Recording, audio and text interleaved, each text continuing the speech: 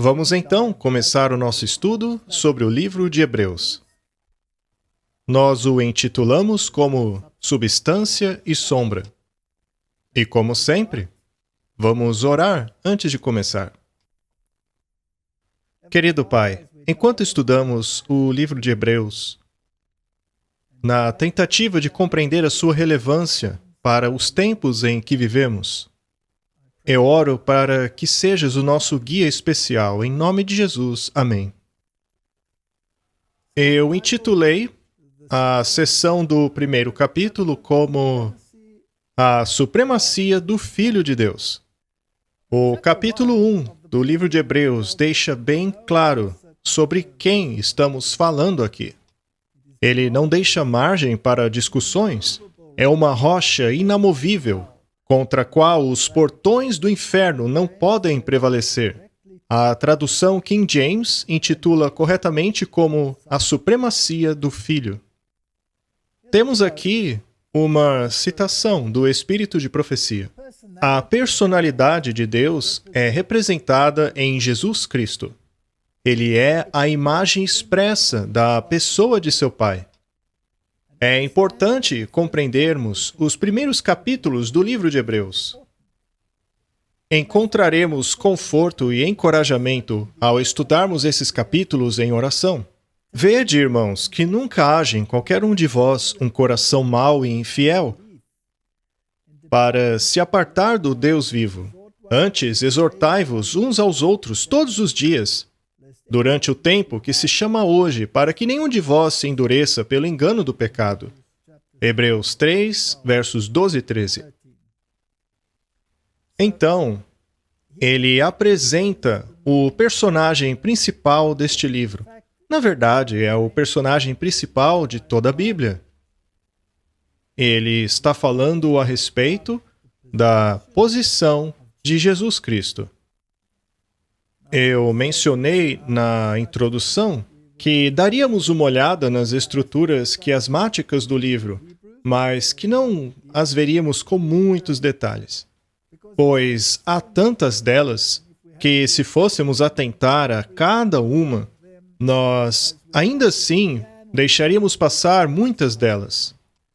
E o propósito deste estudo é encontrar o coração, a essência de seu significado, especialmente para o tempo em que vivemos. Ainda assim, nós olharemos um quiasma para cada capítulo. Temos aqui um interessante. Sua estrutura é a seguinte. Ele tem a estrutura A, B, então, de novo, o A e o B. Hebreus 1, verso 2. Nestes últimos dias, falou-nos por meio do Filho,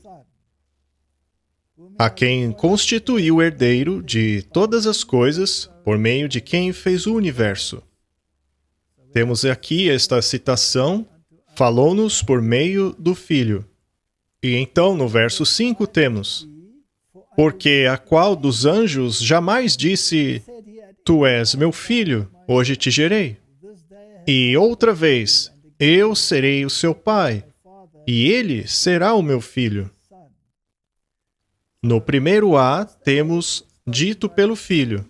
E agora, no segundo A, no verso 8, mas a respeito do Filho diz, o teu trono, ó Deus, subsiste para todo sempre. Cetro de equidade é o cetro do teu reino.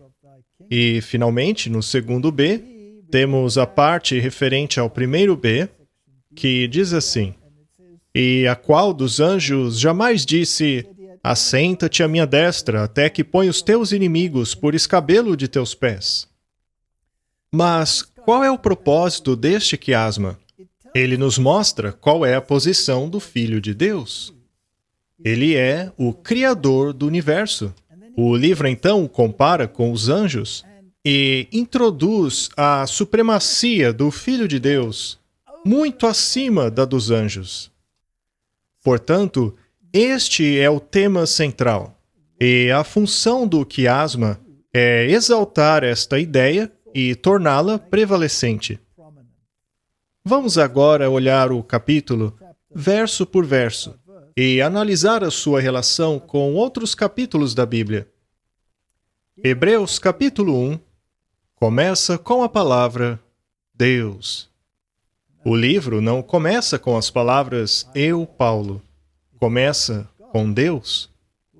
Tendo há muito tempo falado de várias maneiras aos nossos antepassados por meio dos profetas. Ele está se referindo às Escrituras do Antigo Testamento. Nestes últimos dias, falou-nos por meio do Filho, a quem constituiu o herdeiro de todas as coisas e por meio de quem fez o universo. No passado, o Evangelho era transmitido por meio dos anjos, também por meio dos profetas para o povo, porém havia chegado o momento em que ele falaria diretamente por meio de seu Filho, a quem constituiu herdeiro de tudo, por meio de quem fez também o universo. Ao consultar a minha Bíblia aqui, que diz Epístola de Paulo, apóstolo aos Hebreus, e formos ao início aqui, que diz Deus tendo falado muitas vezes e de várias maneiras aos nossos antepassados por meio dos profetas, mas nesses últimos dias falou-nos por meio do Filho, a quem constituiu o herdeiro de todas as coisas, por meio de quem fez o universo. Bem aqui, ele deixa claro que o Filho é o Criador. E então, a partir do Criador, avançaremos para o Salvador, Governador, o próprio Deus, o Eterno, e então ao seu nome.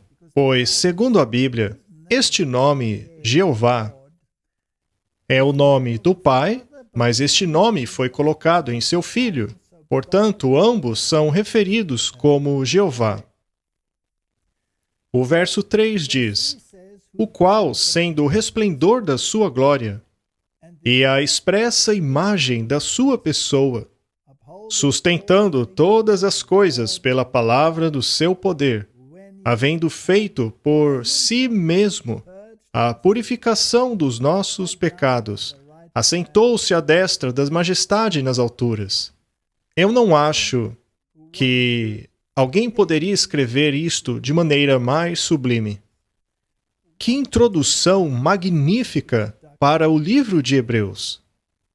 Ela nos diz exatamente de quem estamos tratando aqui, o Filho de Deus, o Criador deste mundo, aquele que é o brilho da glória de toda a divindade, a imagem expressa de sua pessoa, que sustenta todas as coisas pelo poder de sua palavra, e tendo ele mesmo pago o preço de nossos pecados. Ele removeu os nossos pecados e recebeu a majestade e a glória, e agora se senta ao lado direito da majestade do céu, no trono da misericórdia.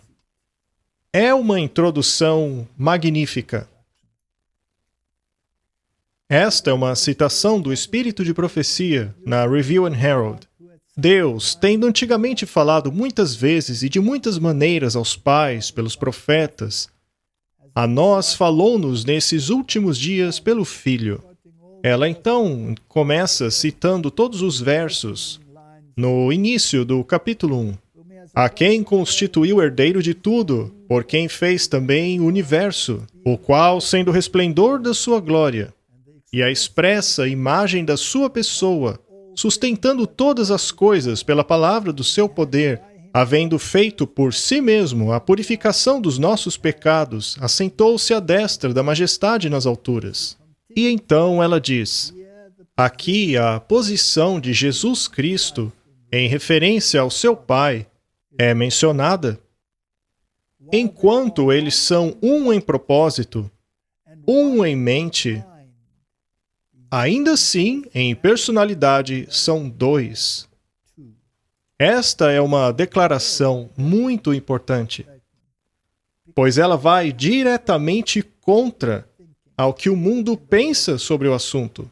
Ao analisarmos o que as religiões falam a respeito da divindade, este conceito de o Pai e o Filho serem pessoas distintas, porém um em mente. E neste sentido, é um conceito muito importante.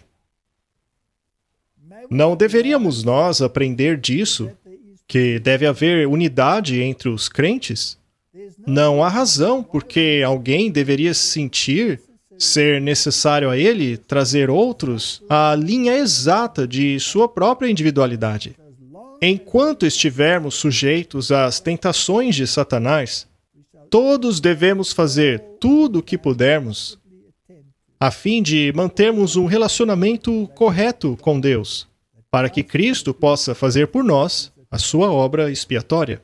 E ainda que haja diferença nas formas de nossas palavras e na expressão de nossa individualidade, ainda assim nossas palavras devem ser santificadas, nossos caráteres purificados através do sacrifício de Cristo. Ou seja, o que Paulo está dizendo aqui é que Jesus Cristo é a imagem perfeita de Deus. Ele é um com Deus. É aquele por meio do qual o mundo foi criado.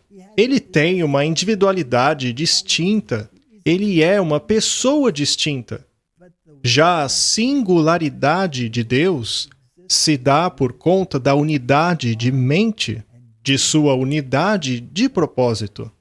Ao crermos nisto, até mesmo dentro de nossa própria igreja, muitas das discussões que ocorrem em nosso meio a respeito de diversos assuntos não existiriam mais. Romanos 8:34 diz: quem os condenará? Afinal, foi Cristo que morreu, e ainda mais, ressuscitou dentre os mortos, o qual está à direita de Deus, e que também faz intercessão por nós. Isso nos alinha com Hebreus 1:4, que diz: feito tanto mais excelente do que os anjos, quanto herdou mais excelente nome do que eles.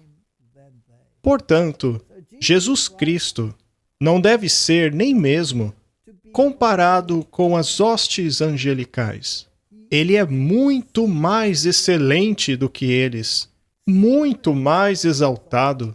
A Bíblia diz que através dele todas as coisas foram criadas. Sem ele, nada teria sido criado. Tudo vem de Jesus Cristo. Portanto, ele é um com Deus. Ele é a imagem perfeita. Nele habita toda a plenitude da divindade. E por que é importante que esta carta comece com a palavra Deus? Muito em breve nós vamos dar uma olhada melhor nesta palavra.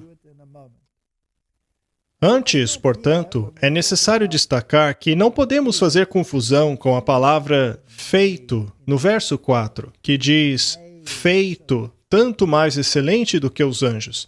Não podemos pensar que Jesus tenha sido criado. Ele estava lá desde o início.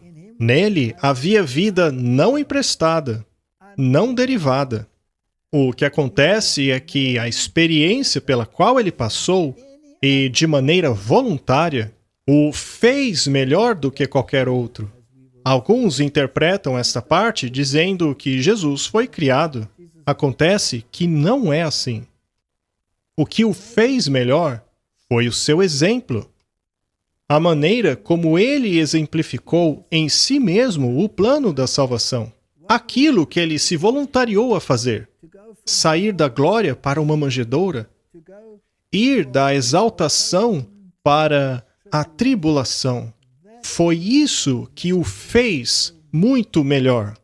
Nós falaremos mais sobre isso conforme continuamos o nosso estudo. A missão de Paulo era revelar quem é Jesus Cristo, e essa é a nossa missão também. Pois se este for o caso, ele não pode ser comparado com nenhuma outra divindade, de nenhuma outra religião ou sistema do mundo. Todos devem se ajoelhar perante ele. A humanidade, porém, quer remover a exclusividade de Jesus. Ela quer colocá-lo no mesmo patamar das outras religiões mundiais, mas não é assim. Portanto, é muito importante compreendermos sobre quem estamos falando aqui. Deus disse: a palavra de Deus, através dos profetas e através do Filho, a palavra tornou-se carne. A Bíblia é como nenhum outro livro. Ela carrega a impressão divina. Nenhum outro livro escrito ao longo dos séculos e milênios contém uma nota tão harmoniosa de amor, sacrifício e esperança como este livro. Não foi escrito para gratificar os sentidos ou satisfazer a curiosidade. Foi escrito para revelar o coração divino e esclarecer as questões que envolvem o grande conflito entre o bem e o mal, sua origem, sua solução e seu clímax. Se Satanás obteve sucesso em alegorizar a Bíblia nas mentes dos homens, se Satanás teve sucesso em remover a veracidade da Bíblia e substituí-la por suposições humanas, tradições humanas, fábulas humanas, rituais humanos, então nos desviamos da verdade, pois a única solução para a humanidade, especialmente em nossos tempos, se encontra nestes primeiros versos do livro de Hebreus. Com quem estamos lidando? E como abordamos esta divindade poderosa, que voluntariamente aceitou se tornar um ser humano de uma manjedoura para uma morte humilhante na cruz? Com quem estamos lidando aqui? Este não é um livro de fábulas. Chegou a hora da humanidade aceitá-lo como a palavra de Deus. Lemos na Review and Herald: mas enquanto a palavra de Deus fala da humanidade de Cristo, quando esteve nesta terra, ela também fala decididamente em relação à sua pré-existência. A palavra existiu como ser divino, como o eterno Filho de Deus, em união à singularidade de seu Pai. Agora preste atenção nisso. Desde a eternidade, ele foi o mediador da aliança, aquele em quem todas as nações da terra, tanto judeus como gentios, ao aceitá-lo, seriam abençoados. A palavra estava com Deus, a palavra era Deus. Não importa o quanto as pessoas procurem distorcer as Escrituras de seu propósito original, a verdade sempre prevalecerá. E ainda que procurem alterar este verso, como fazem algumas Bíblias, isso não anula os outros versos que estão em harmonia com esta parte das Escrituras. Antes que homens ou anjos fossem criados, a palavra estava com Deus e a palavra era Deus. O mundo foi feito por ele, e sem ele, nada do que existe teria sido feito.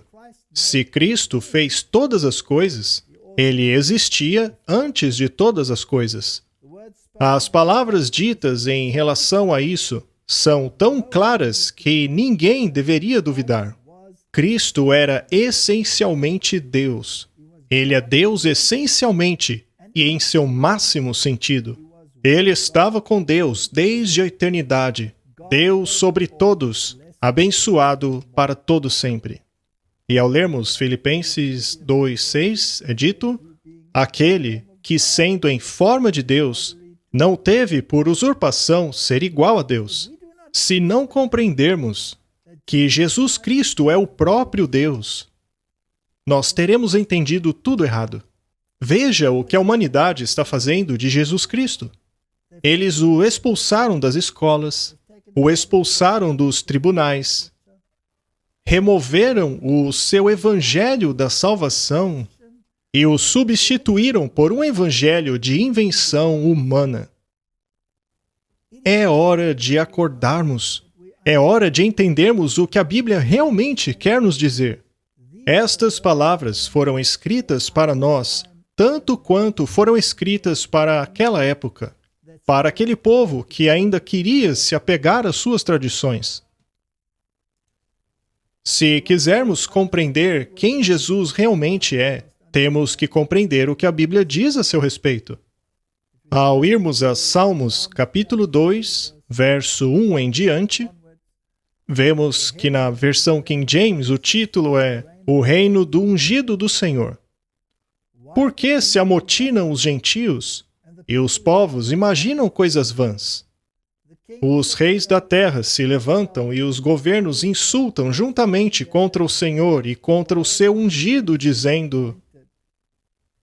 Vamos parar um pouco aí. Exegeticamente, ou seja, no tempo em que o livro de Hebreus foi escrito,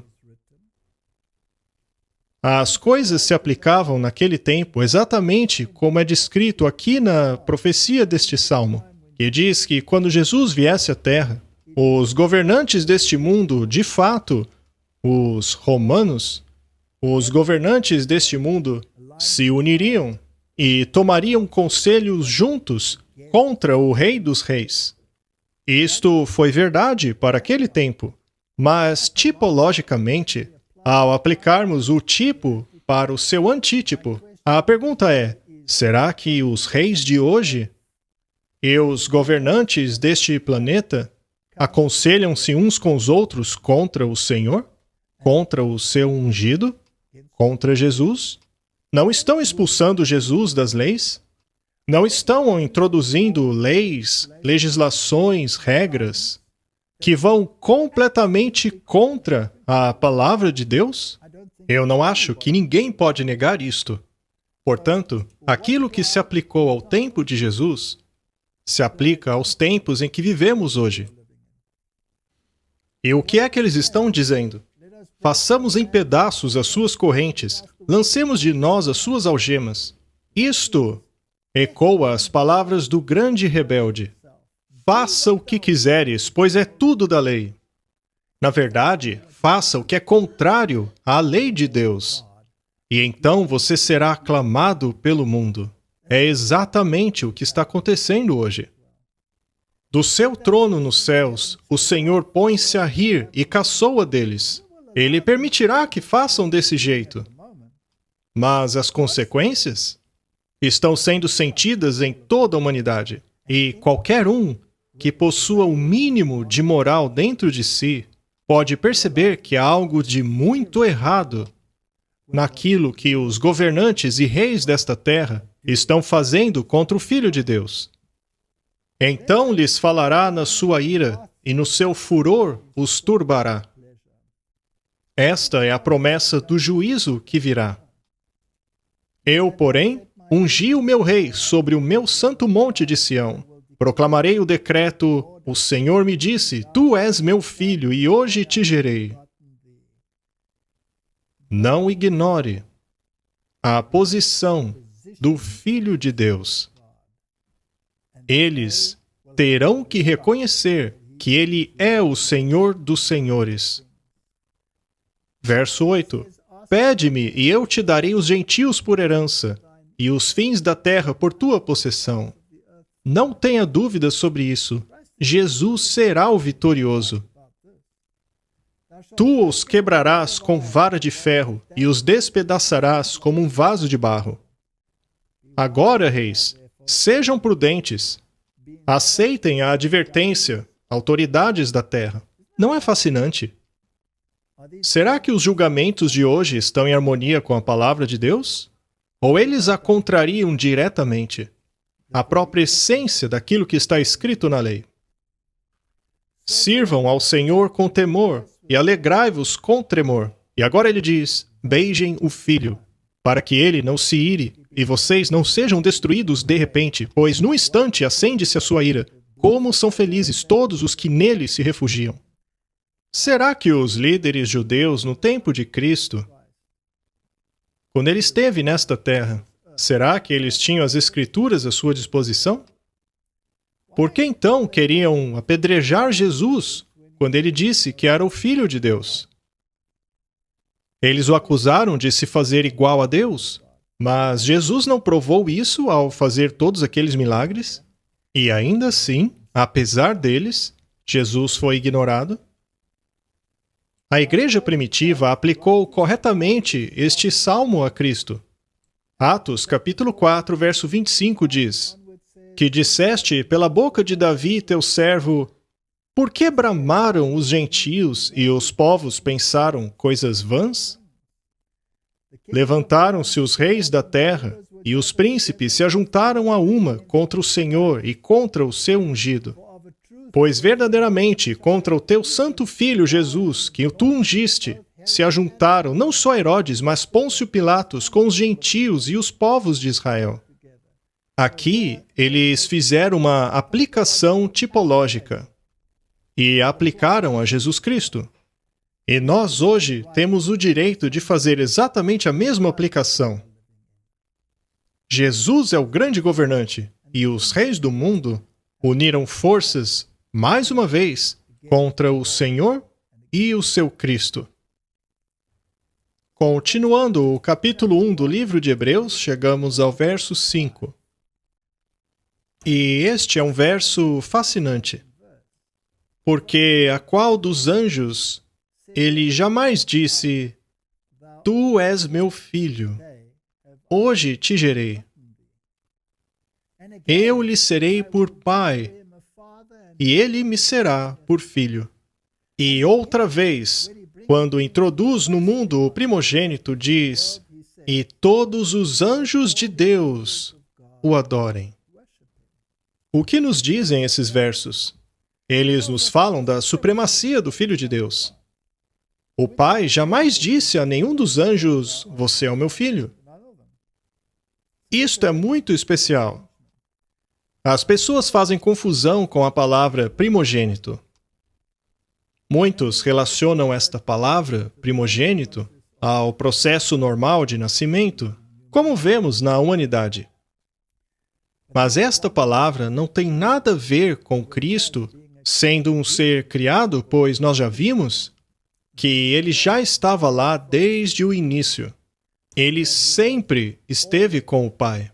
Nós já falaremos sobre isso mais detalhadamente daqui a pouco. E então ele diz claramente que todos os anjos de Deus o adorem. Isto faz do Filho de Deus, Deus. Pois nos é ordenado adorar somente a Deus, somente a Ele servir. Jesus, portanto, é em sua própria essência Deus, o Eterno, junto com o Pai. Foi por meio dele que tudo foi criado. E não apenas os anjos devem adorá-lo, os homens também devem adorá-lo. Lucas 24:51 diz: E estando ainda a abençoá-los, ele os deixou e foi elevado ao céu. E, o adorando, voltaram com grande júbilo para Jerusalém. Tanto as hostes angélicas quanto a própria humanidade devem adorá-lo. Portanto, ele só pode ser Deus, pois somente Deus pode receber adoração. Esta palavra grega aparece 3 vezes no livro de Hebreus. Aparece em Hebreus 1, verso 5, capítulo 5, verso 5 e 11, verso 17. Ela não é exatamente sempre a mesma palavra. Hebreus 1, verso 5 diz: Por que dos anjos jamais disse: Tu és meu filho, hoje te gerei? Esta palavra no grego é genao. E eu lhe serei por pai, e ele me será por filho. Já em Hebreus capítulo 5, verso 5, nós lemos assim: Da mesma forma, Cristo não tomou para si a glória de se tornar sumo sacerdote, mas Deus lhe disse: Tu és meu filho, e hoje te gerei. Veja, mais uma vez, a palavra genao. E então, em Hebreus 11, 17, temos a terceira vez que esta palavra aparece. Aqui ela está na forma monogenes. Pela fé, Abraão, quando foi provado, ofereceu Isaque. E aquele que recebeu as promessas, ofereceu o seu único filho gerado. Muito bem. O que significa estas palavras? Mas em Hebreus 1, verso 6, ainda vemos: E outra vez, quando introduz no mundo o primogênito, diz: E todos os anjos de Deus o adorem. O que significa a palavra unigênito? Segundo o dicionário, Prototokos significa, e ele dá aqui os números de referência, o que nasceu primeiro. Normalmente um substantivo ou figurativamente. Primogênito quer dizer nascido. Mas será que no caso de Jesus se aplica ao nascimento literal? Ao voltarmos para a palavra genaó, temos os seguintes significados: relacionado ao homem que gerou filho, ter nascido, ter sido gerado, mulher que dá luz ao filho. Mas agora temos os sentidos metafóricos: causar, provocar o surgimento, instigar. No sentido judaico, trazer alguém para o seu modo de vida, converter alguém. Deus fazendo Cristo seu filho. Deus fazendo dos homens seus filhos através da fé na obra de Cristo. Existe, portanto, um sentido metafórico. Mas e agora? Adotaremos o sentido literal, fazendo da sombra a substância, ou adotaremos o sentido mais elevado? É isto que precisamos decidir. A palavra monogênes significa singular, único, sem igual. Ou seja, não existe outro como ele. Nenhum dos anjos é como ele. Nenhum deles. Não há outro igual a ele. Ele não é comparável a ninguém mais. O único que é como ele é o próprio Pai. Então, além da palavra genaó, a palavra monogênes também é aplicada a Cristo em outras escrituras. Por exemplo, a palavra monogênes está nos seguintes versos. João 1, verso 14. E a palavra se fez carne e habitou entre nós, e nós contemplamos sua glória, a glória do Filho unigênito de Deus, cheio de graça e verdade. Aqui temos esse sentido de singularidade, de sem igual. João 1, 18. Deus nunca foi visto por alguém. O Filho unigênito, que está no seio do Pai, esse o revelou. Novamente, temos esse caráter único. Ele é aquele que pode revelar como é o Pai. É por isso que ele disse: se você me viu, você viu o Pai, pois eu e o Pai somos um. E o outro lugar onde aparece esse termo é João 3,16. Porque Deus amou tanto o mundo, que deu o seu Filho unigênito, monogênese, único, para que todo o que nele crer não pereça, mas tenha vida eterna. E como vimos naqueles outros versos, ele é a própria imagem expressa de seu Pai. Temos aqui mais versos que referem-se a Jesus como sendo único, monogênes. Aquele que crê nele não é condenado, mas aquele que não crê já está condenado, já que não crê no nome do Filho unigênito de Deus. Aqui temos mais uma vez este conceito de singularidade. Nisto foi manifestado o amor de Deus em relação a nós, pois Deus enviou o seu Filho unigênito para o mundo, para que pudéssemos viver por meio dele. Então, esta é a missão de Paulo no livro de Hebreus, descrever a singularidade do Filho de Deus.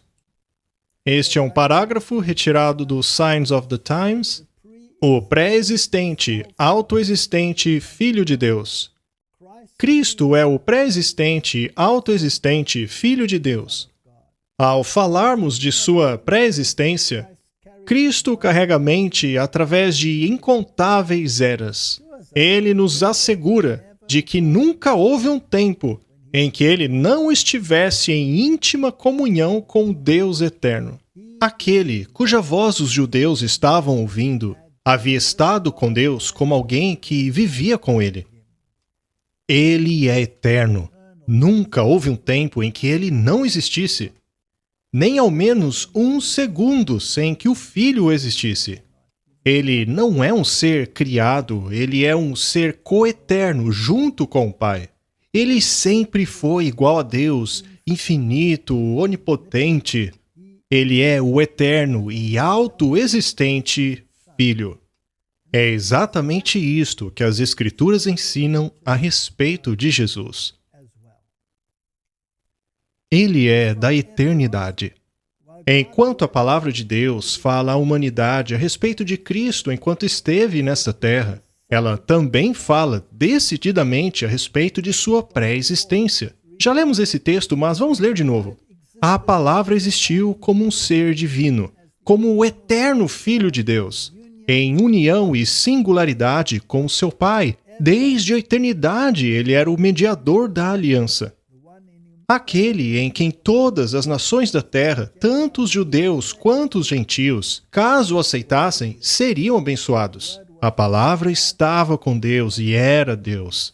Antes que homens ou anjos fossem criados, a palavra estava com Deus e era Deus.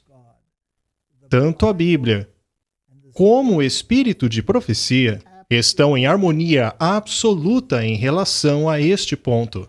Cristo mostrou a eles que, apesar de acharem que ele havia vivido menos de 50 anos, sua vida divina jamais poderia ser contabilizada por humanos. A existência de Cristo antes de sua encarnação não é medida por figuras.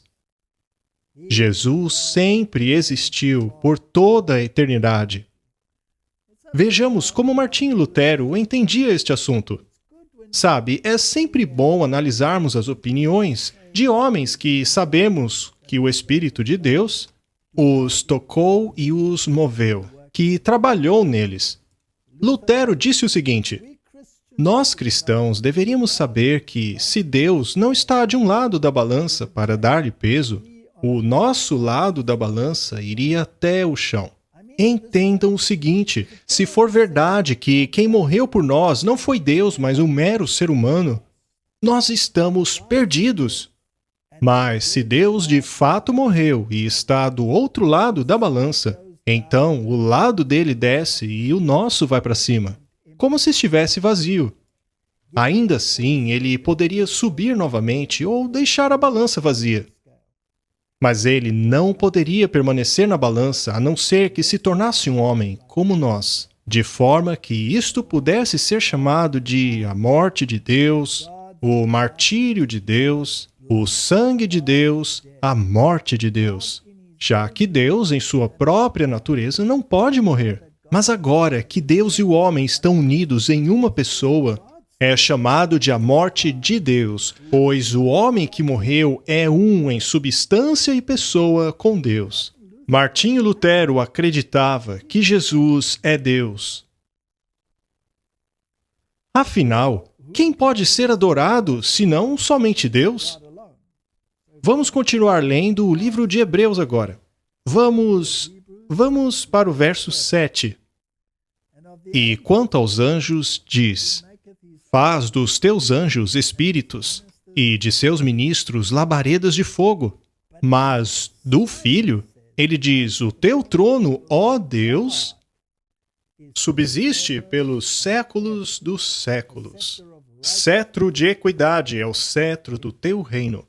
Aqui ele está citando as Escrituras e diz sucintamente que Jesus é o próprio Deus. Amaste a justiça e odiaste a iniquidade. Por isso, Deus, o teu Deus, te ungiu com óleo de alegria mais do que os teus companheiros. E tu, Senhor, no princípio fundaste a terra, e os céus são obras de tuas mãos. Portanto, aqui ele está reiterando que Jesus Cristo é o Criador de todas as coisas. Imagine se a humanidade aceitasse este ideal do livro de Hebreus. Quão diferentes seriam as coisas. No tempo de Jesus, os judeus se recusaram a aceitar isto. Rejeitaram a ideia de que Jesus era o Filho de Deus. Eles julgavam como blasfêmia o fato de Jesus apropriar-se a si mesmo o título que Daniel utilizou, Filho do Homem. Eles não conseguiam aceitar o fato de que Jesus era a imagem expressa de Deus. Acontece que eles tinham as Escrituras à sua disposição. Eles poderiam ter sabido. Lemos muitos textos do Antigo Testamento que testificam do fato de que existe um Filho e de que ele é o próprio Deus. O interessante é que, ao lermos os primeiros capítulos do livro de Gênesis, vemos que a palavra Deus aparece por 30 vezes no capítulo 1. E este capítulo, que trata da criação, esta palavra está sempre na forma plural. Veja que interessante. A palavra que é utilizada para Deus no capítulo 1 aparece 30 vezes na forma plural. Nos demais capítulos, o singular passa a ser utilizado, mas na criação, a forma plural é utilizada, e por 30 vezes. Elohim, deuses. El é singular e Elohim é o plural da palavra Deus. Por exemplo, lemos em Gênesis 1, verso 26. E Deus, Elohim, plural, disse: façamos o homem à nossa imagem. Veja que também é plural. Após a nossa imagem, outro plural. E domine sobre os peixes do mar, sobre as aves dos céus, e sobre o gado, e sobre toda a terra, e sobre todo réptil que se move sobre a terra. Se formos verificar no dicionário, vemos que Elohim é plural. Significa deuses. É utilizado no plural, especialmente com artigo, para referir-se ao Deus Supremo. Mas como os escribas judeus lidavam com isso? Uma vez que o texto não deixa dúvidas de que o Deus que criou todas as coisas aparece aqui no plural. Bem, lá no Talmud, eles dizem que este diálogo ocorreu entre Deus e os anjos. Portanto, ali no momento da criação, Deus estava conversando com os anjos, dizendo a eles: vamos fazer o homem à nossa imagem. Mas a Bíblia diz claramente que os anjos também foram criados, pois sem ele, nada do que existe teria existido. Então, com quem era esta conversa? Se os judeus realmente quisessem, eles poderiam ter encontrado Jesus nestas palavras. Vamos continuar avançando. Portanto, Gênesis 1:26 diz que o homem foi criado à imagem de deuses. Traduzido literalmente, o verso diz o seguinte: e deuses disse: façamos o homem à nossa imagem e à nossa semelhança. Algumas pessoas hoje diriam blasfêmia, mas isso é exatamente o que o verso está dizendo. E 1 Coríntios 8, verso 6 diz: todavia, para nós há um só Deus, o Pai, de quem é tudo e para quem nós vivemos. E um só Senhor, Jesus Cristo, por meio de quem vieram todas as coisas e por meio de quem vivemos. E Deuteronômio 6, verso 4, ecoa esta ideia, dizendo assim: ouve, Israel, o Senhor nosso Deus é o único Senhor. É por esta razão que os judeus rejeitaram a divindade de Jesus Cristo, já que o texto diz que o Senhor nosso Deus é o único Senhor. Vamos dar uma olhada nisto com mais detalhes. No hebraico, existem duas palavras para esta palavra um. Apesar de serem semelhantes, são diferentes em significado. As duas palavras são Ehod e Yohid. A palavra Yohid é utilizada no sentido de singularidade absoluta, mas a palavra Ehod, traduzida como um, expressa e contém o pensamento de unidade. Ela frequentemente traz a ideia de pelo menos dois, porém em um pensamento, ação e expressão. Isto é fascinante. Temos que ser muito minuciosos ao lermos estes versos, a fim de vermos o seu real significado. Quando Deus diz, façamos o homem à nossa imagem, ele está se referindo a um diálogo dentro da divindade. Em Gênesis 2:24 lemos: portanto, deixará o homem o seu pai e a sua mãe, e apegar-se-á à sua mulher, e serão ambos uma carne. Veja só, uma carne. Então, em cada aspecto, eles devem ser um. Duas pessoas com um plano, um propósito. Isso foi retirado de F.C. Gilbert, Lições Práticas da Experiência de Israel para a Igreja de hoje. Portanto, esta pequena palavra, que implica pluralidade, que representa um em propósito mais do que um em número, encontra eco na criação da humanidade. Façamos o homem à nossa imagem e semelhança. Macho e fêmea os criou, para serem um em propósito, mas não um em individualidade. Portanto, a criação da humanidade, na qual temos dois indivíduos que tornam-se um em propósito, é a imagem de Deus. Em qual posição isto coloca Jesus Cristo em relação ao seu Pai? Um em propósito. E assim como na humanidade aqui na Terra, que foi criada a sua imagem, onde dois indivíduos têm apenas um propósito, assim também é no céu. Vamos continuar a leitura do livro de Hebreus. Vamos ler agora o verso 11. Eles perecerão, mas tu permanecerás. Todos eles envelhecerão como roupas. Esta criação é temporária, uma vez que ela está poluída pelo pecado. Mas ela será restaurada. E o verso 12 diz, e como manto os enrolarás e serão mudados, mas tu é o mesmo, e os teus anos não acabarão.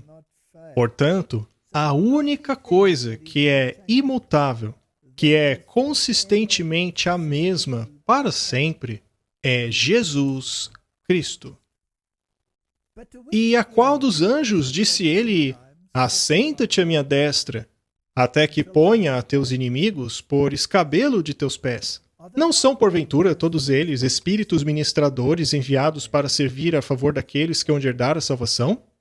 Qual seria o propósito de Paulo ao colocar a questão desta maneira? A qual dos anjos já disse Deus, senta-te aqui ao lado da minha mão direita? A resposta é nenhum. Isto revela a posição exaltada do Filho de Deus. Paulo quer deixar claro que os judeus tiveram oportunidade de perceberem a magnitude daquilo com a qual estavam lidando, mas eles escolheram ignorar. Agora, trazendo isso para nós hoje, será que nós, de igual forma, temos a oportunidade, ao estudarmos a Bíblia, de percebermos com quem estamos lidando no que se refere à posição do Filho de Deus? Afinal, a qual dos anjos Deus já disse, senta-te aqui ao lado do meu braço direito? A qual dos profetas? E eu não me refiro apenas aos profetas do cristianismo, mas aos profetas de todas as religiões. A qual anjo e a qual profeta Deus já disse, senta-te aqui ao lado do meu braço direito? Vejam, se nós não colocarmos Jesus Cristo em sua posição correta, então terminaremos como o mundo está hoje, que removeu Jesus dos tribunais e colocou-se a si mesmo em seu lugar. A humanidade está violando a lei de Jesus, colocando as suas próprias tradições em seu lugar, assim como fizeram os judeus no tempo de Cristo. Não são eles espíritos ministradores? Ou seja, eles não têm um trabalho assim como todos nós?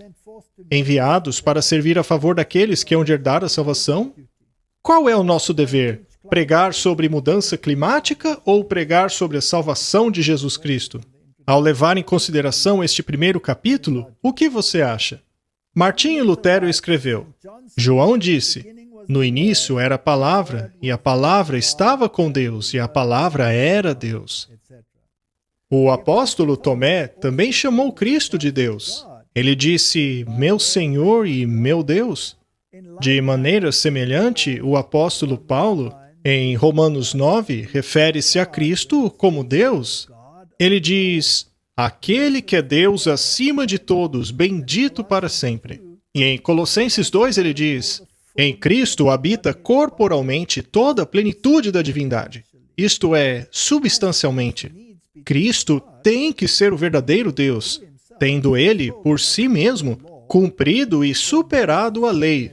Pois é certo que ninguém mais poderia ter conquistado a lei, seja anjo ou criatura humana, mas apenas Cristo, de forma que ela não possa ferir aqueles que creem nele. Não caia no erro de que Lutero está aqui dizendo que a lei foi abolida, já que em outros lugares ele diz claramente que a lei permanece para sempre. O que foi derrotado é a condenação da lei. A lei nos condena à morte. Cristo, porém, derrotou a condenação da lei. Ele então nos dá a vida eterna, pois ele tomou esta punição sobre si mesmo. Este é o fundamento da redenção. As religiões do mundo rejeitam esta ideia, até mesmo o catolicismo. E ela ainda se diz a líder do cristianismo no mundo?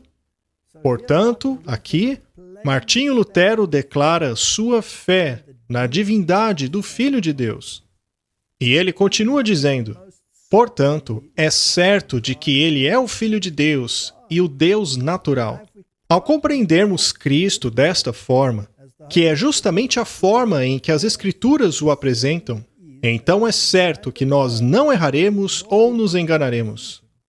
E poderemos discernir facilmente aquilo que é correto em relação às qualidades divinas, à religião, à adoração, que são utilizadas e praticadas no mundo universal. Mas se esta compreensão de Cristo for removida de nossa vista, ou mesmo diminuída, então inegavelmente haverá uma tremenda desordem. Eu quero dizer, junto a Martinho Lutero, que a tremenda desordem encontrada no mundo religioso de hoje se dá justamente porque isto aconteceu. Jesus Cristo foi removido de seu trono. A humanidade o substituiu por um Cristo que ela mesma inventou. Em seu livro, Martinho Lutero escreveu que não devemos pensar em outro Deus além de Cristo. O Deus que não fala por meio da boca de Cristo não é Deus. Deus, no Antigo Testamento, ligou o trono da graça a si mesmo. Ali seria o lugar de onde ele ouviria, contanto que a política e governo de Moisés permanecesse e florescesse. Da mesma maneira, ele não dará ouvidos a nenhum homem ou criatura humana, a não ser que seja por meio de Cristo. Será que o mundo hoje tem a menor ideia do que quer dizer isto? Contrariando as religiões do mundo, aqui ele proclama exatamente o que dizem as Escrituras, que se nós não formos a Deus por meio de Cristo, nós entendemos tudo errado. A Bíblia diz que ninguém vai ao Pai senão por meio de Cristo. Enquanto a política e governo de Moisés permanecesse e florescesse, da mesma maneira, ele não dará ouvidos a nenhum homem ou criatura humana a não ser por meio de Cristo. Isso não nos dá uma sensação de responsabilidade? Não chegou o tempo de colocarmos Cristo em sua posição de direito? Assim como os judeus corriam para lá e para cá, queimando incenso, sacrifícios aqui e ali, buscando Deus em vários lugares, sem dar atenção ao tabernáculo, o mesmo acontece hoje. Buscamos a Deus em todo lugar, mas se não buscarmos em Cristo, não o encontraremos em lugar algum. Chegou a hora de o mundo cristão levar a sério o livro de Hebreus. Ele nos conta exatamente qual é a posição de Jesus Cristo. Do exaltado Filho também está escrito, segundo Isaías 53, verso 3, ele foi desprezado e rejeitado pelos homens, um homem de dores e experimentado nos trabalhos. E como um de quem os homens escondiam o rosto, era desprezado, e não fizemos dele caso algum. João 1, verso 11 diz, veio para o que era seu e os seus não o receberam. Este é um dos versos mais tristes da Bíblia. Que Deus nos dê graça e sabedoria para colocarmos a Cristo em seu lugar de direito. E, como discípulos e seguidores de Cristo, não chegou a hora de erguermos nossas vozes como uma trombeta dizendo que estão procurando Deus ali, procurando Deus aqui, mas se não buscarem em Cristo, jamais o encontrarão. Que Deus nos dê sabedoria para compreender este livro. Se não soubermos com quem estamos lidando, se não soubermos que estamos lidando com o Filho de Deus, o Criador, o Deus que é o nosso Redentor e que é chamado de um com Deus, cujo nome é Yahvé, se não compreendermos isso, não compreenderemos o resto do livro. Que Deus nos dê sabedoria e entendimento. Vamos orar. Querido Pai, ajuda-nos a compreendermos a supremacia do Filho de Deus, para que possamos testemunhar ao mundo de um plano da salvação que não apenas foi concebido no coração de Deus, mas executado por Ele em sua própria carne. Em nome de Jesus. Amém.